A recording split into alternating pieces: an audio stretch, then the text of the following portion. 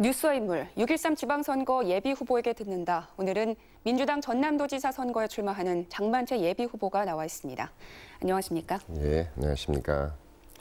네, 후보께서 도교육감직을 사퇴하고 전남지사 후보에 뛰어든 이유가 있습니까? 사실 우리 전남이 그 산업화 과정에서 낙후됐다라고 해서 우리가 행정을 보면은 그 이미 산업화에 앞선 시도의 모델을 따라가려고 하다 보니까 항상 이렇게 뒤처져 있습니다. 그러나 미래 시대는 4차 산업혁명 시대이고 새롭게 대비를 해야 될 시대인데 그 기존의 관행에 따르다 보니까 이 전남의 발전 방향, 행정의 방향을 새로운 시각, 미래 시대에 맞게 재조정해야 되겠다는 필요성이 있다고 생각해서 출마하게 된 것입니다. 네.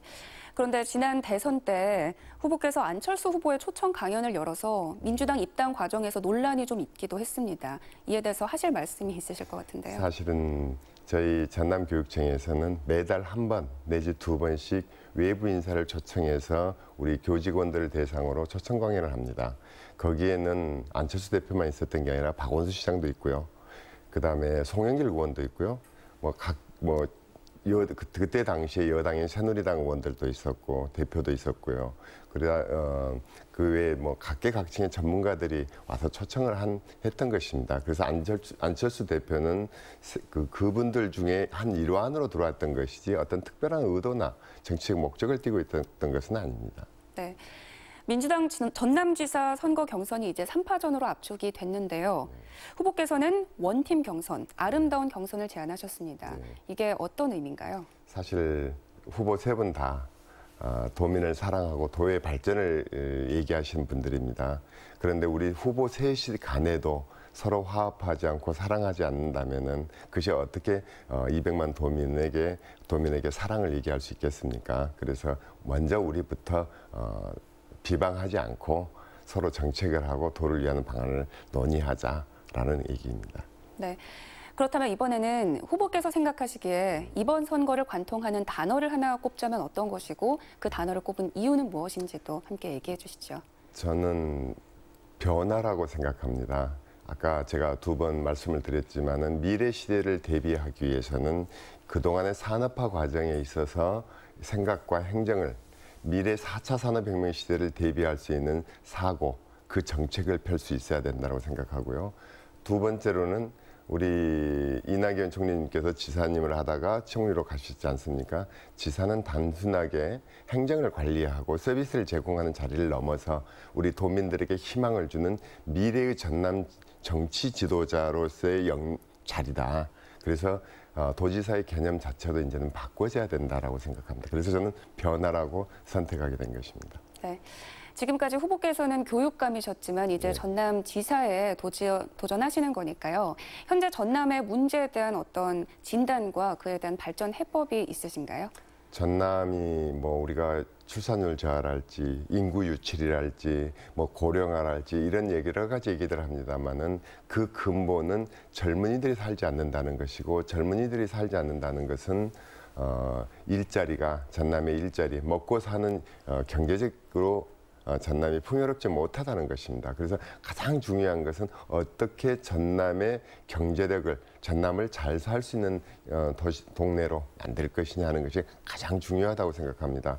그래서 아까도 말씀드렸듯이 그동안에는 공장을 짓고 연기가 나는 그런 거대 건물이 일자리를 만들어내는 것이라고들 생각해 왔는데 4차 산업혁명 시대에서는 그와 같은 거대 장치산업 공장은 사실은 지역에 피해를만 끼치지 그렇게 크게 기여하지 않는다고 데이터들이 나와 있습니다. 그래서 미래 시대에는 개인들이 개인의 일과 생활을 잘 조화시킬 수 있는 창업형 소규모 기업들이 일종의 말하자면 벤처입니다. 이것이 활성화될 수 있게 해줘야 된다고 생각합니다.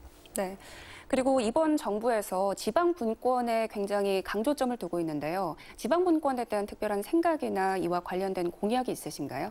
결국은 우리 그 행정을 한다든지 정부의 권력이라는 것은 주민들에게 또는 도민들에게 삶을 어떻게 풍요롭게 하고 지원해 줄 것인가 하는 것이 목적이기 때문에 중앙정부가 할 수 있는 역할이 있고 지방정부가 하는 역할이 있습니다. 그래서 지방정부는 주민과 가장 밀착해서 주민이 원하는 것을 원하는 대로는 아니고 그 원하는 것을 미래지향적으로 해결해 주는 것이라고 생각합니다. 그래서 삶이라는 것은 주민의 삶이라는 것은 출산에서부터 시작해서 노령하고 노인에 이르기까지 다양한 형태를 어떻게 조화롭게 지원해 줄 것이냐 하는 부분이기 때문에 우리 교육과 행정과 또 주민의 안전에 관한 치안의 부분이 서로 유기적으로 역할을 할 수 있게끔 지방 분권이 되어지는 것이 바람직하다고 생각합니다. 네.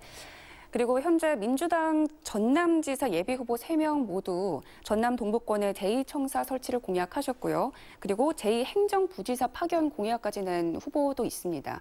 이게 실현 가능성이 있다고 보시나요? 지금 현재 동부권의 출장소가 순천에 있습니다. 그래서 그 기능과 또는 역할, 규모 등을 확장하는 것이기 때문에 사실은 동부권의 인구 밀집 지역에 있는 분들에게 그 행정 서비스를 원활하게 해준다는 것은 의미 있다라고 생각합니다. 네. 그럼 이제 마지막 질문 드리겠습니다. 이제 다른 후보와 비교해서 내가 이것만은 자신 있다 하는 강점, 장점이 있다면 자랑해 주시죠. 사실은 사람이 이렇게 살아가는 데 있어서 기본이 되고 또 미래를 설계할 수 있는 것은 우리가 청장년기라고 생각합니다. 청장년기에 이르는 것들이 기본이 돼가지고 평생을 이렇게 살아가는 것이거든요. 그래서 청장년기에 해당되는 교육의 부분, 저는 총장과 교육감을 했기 때문에 그것은 단순하게 교육자가 아니라 교육과 행정이 그래서 미래 비전을 설계해가는 그런 중요한 경험을 했던 사람은 사실은 저밖에 없다고 생각합니다. 네, 지금까지 민주당 전남도지사 장만채 예비후보와 이야기 나눠봤습니다. 네, 고맙습니다.